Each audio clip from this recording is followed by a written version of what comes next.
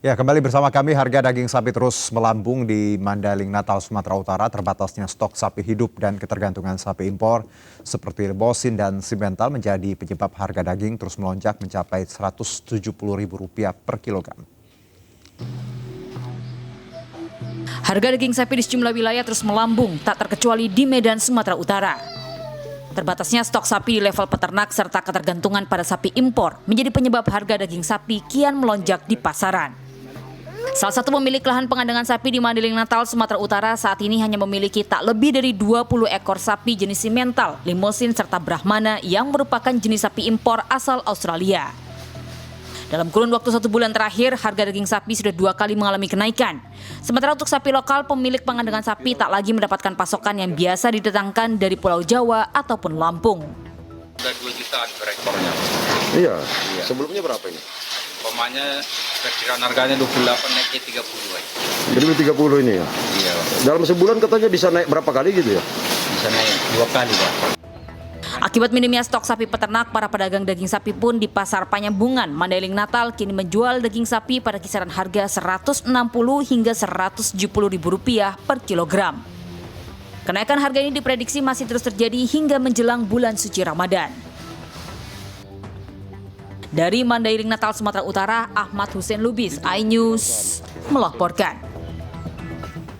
Ya, harga kebutuhan pokok masih tetap tinggi di Pasar Senen, Jakarta Pusat. Pedagang dan pembeli mengeluhkan harga daging sapi yang tetap tinggi. Di Pasar Anyar, Tangerang, harga cabai rawit melonjak sedangkan harga daging ayam terus merangkak naik.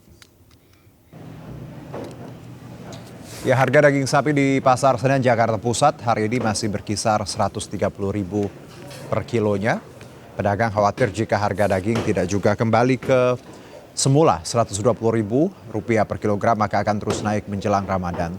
Kondisi ini bisa memicu turunnya daya beli masyarakat. Meski demikian, sebagian pembeli mengaku tidak punya pilihan karena daging sapi masih menjadi pilihan untuk kebutuhan sehari-hari.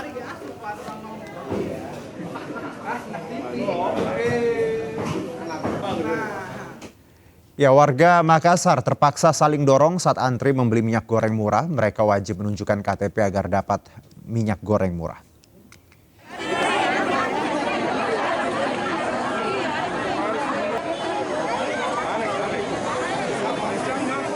Ratusan warga langsung menyerbu operasi pasar penjualan minyak goreng satu harga yang digelar Dinas Perdagangan Kota Makassar di halaman Masjid Darul Mutakid, Jalan Minasa Upa, Kota Makassar, Sulawesi Selatan, Rabu pagi. Demi 2 liter minyak goreng, mereka saling dorong dan lupa menerapkan protokol kesehatan saat berebut mendapatkan kupon dengan menyetor KTP.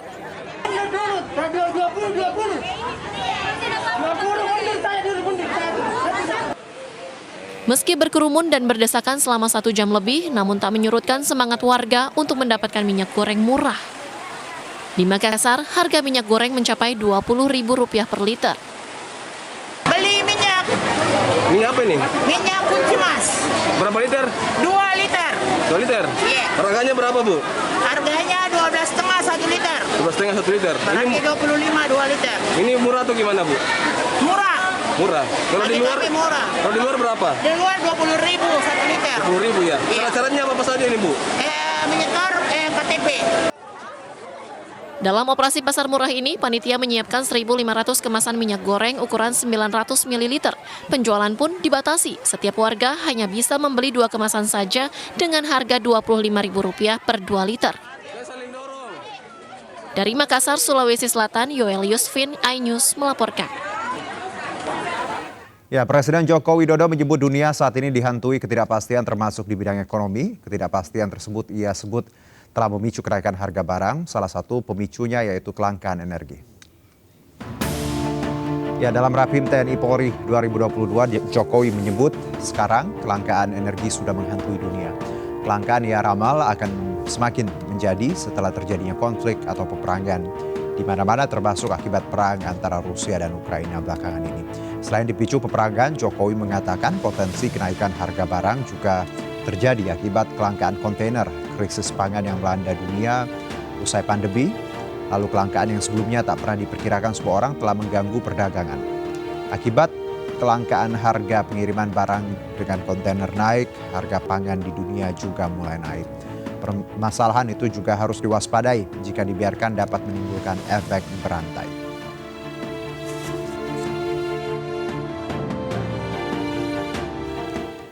Baik, kenaikan harga energi dan pangan menjadi hal yang harus diwaspadai. Keadaan stok bahan pangan dan energi di tengah gejolak perang antara negara dan pandemi yang masih berlangsung menjadi kekhawatiran tersendiri. Apa strategi yang harus kita lakukan? Sudah bergabung bersama kami ada Bapak Herman Khairon, anggota Komisi 6 DPR RI, fraksi Demokrat, dan juga Mbak Aisyah Rahbini, ekonom dari Indef. Assalamualaikum Pak Herman dan selamat juga sore. Mbak Aisyah. Selamat sore, sehat-sehat Pak ya, Mbak. Alhamdulillah. Alhamdulillah. Saya ke Pak Herman dulu. Bagaimana upaya DPR dalam mendorong pemerintah untuk mendukung ketersediaan pangan di Indonesia untuk saat ini, Pak? Iya, ini sudah kami rapatkan bersama dengan Kementerian Perdagangan jauh-jauh hari sebelumnya bahwa kita sudah mengingatkan akan adanya potensi terhadap kenaikan kebutuhan bahan pokok yang tentu instrumennya banyak ya. Iya. Dan saya kira faktor utama yang semestinya ini memang menjadi cita-cita kita bersama adalah bagaimana seluruh kebutuhan pokok itu kita harus sampai kepada swasembada pangan. Harus menuju kepada kedaulatan dan kemandirian pangan sesuai dengan amanah Undang-Undang 18 tahun 2012.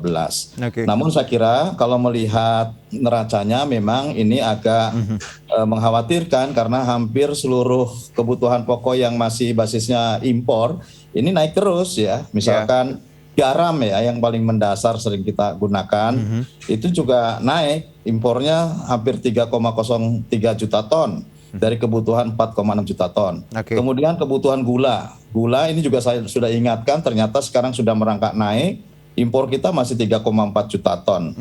Kedelai kemudian juga masih impor sebesar 2,6 juta ton dari kebutuhan 7 juta ton yang sesungguhnya. Oke. Ini masih besar yang dalam bentuk milk ya, yang dalam bentuk yang sudah cair.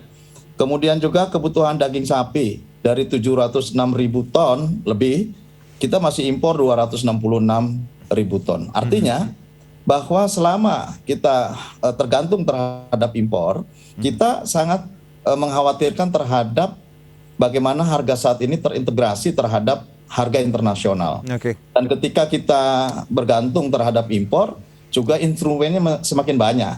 Misalkan saat ini kan harga komoditas lain selain pangan yang berhubungan dengan energi juga meningkat. Ya. Harga batu bara meningkat. Harga crude oil saat ini juga naik ya di atas 100 US dollar per barrel. Kemudian juga kita tahu kemarin untuk palm oil juga meningkat harganya. Sehingga kemudian ini yang berimbas terhadap kebutuhan lokal yang pada akhirnya tidak terpenuhi. Oke. Nah, situasi ini tentu yang harus dirumuskan secara bersama-sama sejak dahulu sebetulnya harus dirintis gitu ya. Nah, bagi kebutuhan-kebutuhan yang masih tergantung dengan impor, ini harus betul-betul kita mencermati terhadap neraca perdagangan komoditas, per komoditas. Oke. Semakin komoditas itu dibutuhkan, semestinya kita juga semakin menjaga ketahanannya di dalam negeri. Oke. Dan Baik. sampai saat ini kan yang masih terjaga dengan baik di komoditas beras gitu ya. Tapi kalau yang lain-lain kan tidak ada instrumen cadangan kedelai pemerintah, cadangan gula pemerintah, cadangan garam kan tidak ada gitu. Oke. Oleh karenanya semakin kita tergantung dengan dunia internasional, hukum ekonomi akan berlangsung, harga terintegrasi terhadap harga internasional dan Baik. dipengaruhi oleh harga-harga komoditas lainnya. Baik, Pak Misalkan Herman.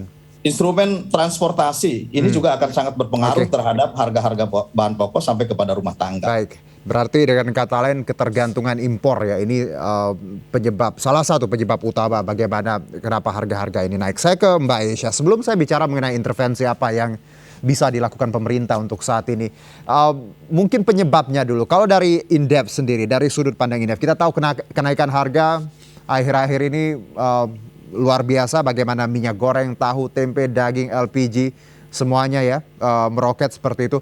Apa yang masyarakat bisa pahami terkait kenaikan ini, Mbak? Penyebabnya apa sih? Apa yang terjadi? Ya, baik. Terima kasih Mas Juno. Memang ya, kita sekarang kan memang lagi dalam proses pemulihan dari sedang pandemi ya, sejak 2019. Kemudian kita mulai pulih beberapa periode pulih ya di 2021. Dan di situ permintaan dari konsumen juga mulai meningkat karena ekonomi pulih.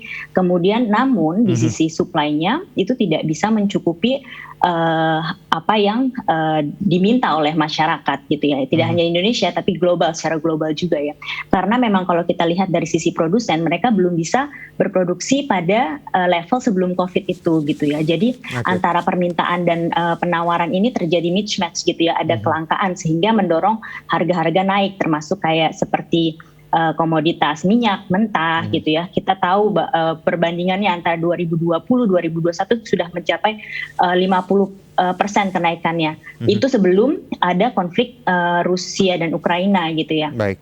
Nah, kemudian selain permintaan dan penawaran itu juga ya, supply dan demand itu ada juga yang namanya disrupsi supply chain di pasar global ya. Jadi memang rantai supply global secara keseluruhan, shipping cost naik gitu ya. Pada saat pemulihan itu belum bisa balik ke level sebelum COVID. Nah, ini yang merangkak naik sebelum invasi dari Rusia dan Ukraina. Nah, kemudian kemarin ya kita baru lihat juga berita bahwa memang ada invasi perang di Ukraina dan Rusia, dan ini yang mendorong kenaikan lebih lanjut dari harga minyak dunia itu sendiri ya.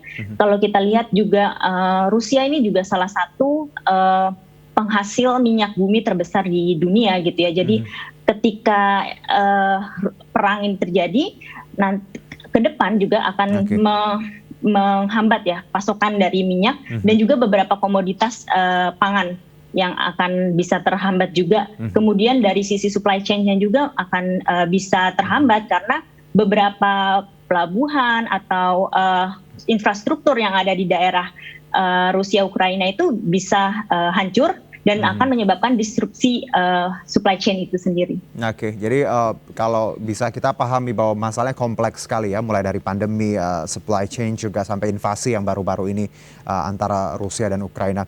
Lalu hal apa yang, kalau saya bisa pahami ya Mbak dari penjabaran Pak Herman juga dan Mbak Aisyah, bahwa ketergantungan Indonesia terhadap komoditas impor ini sangat absolut, bahwa apakah mungkin kita bisa let's say mandiri ke depannya? Karena kita tahu kan tadi dengan beberapa item yang disebutkan tadi bahwa kita sangat tergantung, bahkan lebih dari 50% adalah impor. Bagaimana intervensi pemerintah yang harus dilakukan terkait bagaimana kita nantinya tidak tergantung dengan impor, Mbak Aisyah?